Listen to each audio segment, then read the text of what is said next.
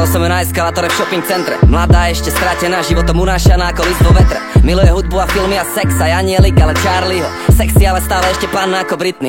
Fascinovaná silikónom, trochu posadnutá tým telefónom, sorry smartfónom. Je chameleónom a technológiou si drží tempo aj s tým pelotónom.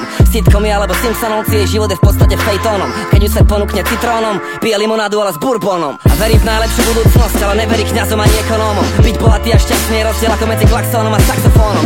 Ona vie, že je šampiónom, poradí si nejak s tým Babylónom. Toto už bude jedna z posledných šancí na zlom, možno preto ju označuje Y.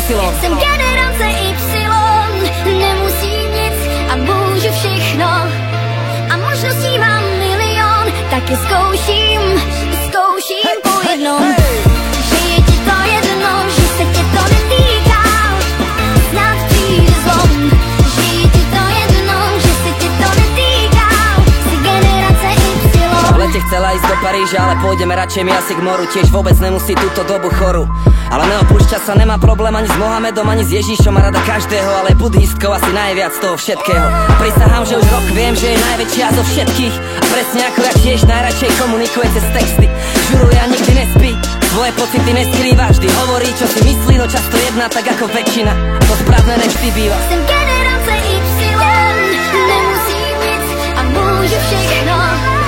A možností mám milion, taky zkouším po jednom. Že je ti to jedno, že se tě to netýká, snad přijde zlom. Že je ti to jedno, že se tě to netýká, si generace Y.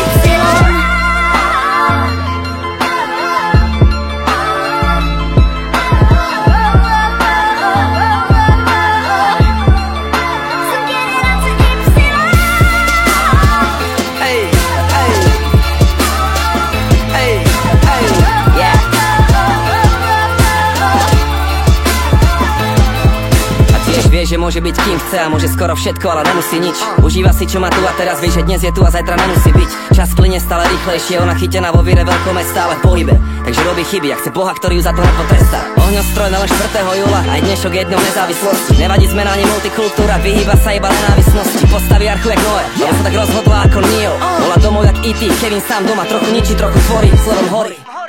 Jsem generace Y, hey.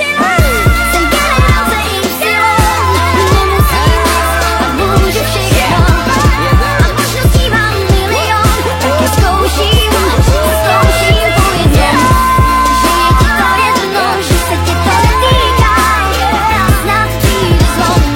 Že je ti to jedno, že se tě to netýká, si generace Y.